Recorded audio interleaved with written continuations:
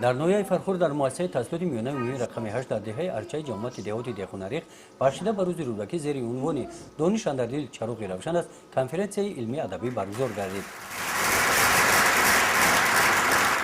وقتی که ما همین چاره‌بینی رو به نقشه گرفتیم و خواستیم که همین چاره‌بینی رو گذرونیم، ما براستی در فکر بودیم که آیا ما مقدار معینی خوانندگان میافته باشیم که از ایجادیات استاد شعر دانند، ولی وقتی که ما او رو اعلان نمودیم دیدیم که بسیار شاگردان زیادی در اطراف ما جمع شدند و هر کدام آنها میخواستند که از ایجادیات استاد شعر سرایند که این مشاهده ما نتیجهش آن است که یعنی شوق و رغبت خواننده ها روز به روز به ایجادیات رودکی زیاد شده ایستاده است. هر بار که از سوی بخارا به من آید با بوی گل مشک و نسیمی سمن آید. تا برگزاری کنفرانس خوانندگان مدت یک هفته آمادگی دیدند و کتابخانه ها رفته با ایجادیات رودکی پررفتر آشنا شدند.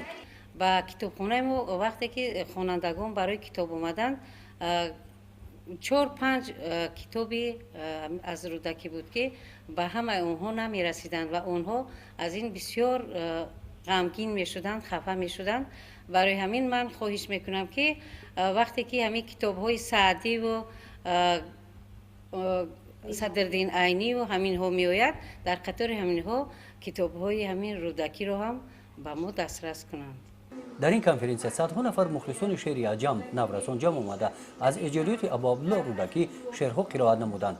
قید نمودند که دانش باید تیموترین سپر برای انسان است. رودکی دانش را چراغ عقل، قوت دل، دارایی و ثروت و بجوشن بزرگ برابر کرده است. محض دانش است که کس را از همه رنج و عذاب، کلفت و درد و افسردگی و احتیاج دور می سازد. زندگی نامه استاد رودکی برای ما خوانندگان یک درس عبرت است. اصلا در شعرهایش استاد رودکی برای ما جوانان و امروزیان پند می‌دهد.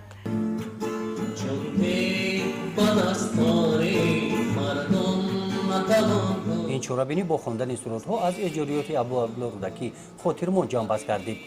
گزارش خوجا نظریف خدای نظر ظهروف از ناحیه فرخور برای برنامه اطلاعاتی نوید.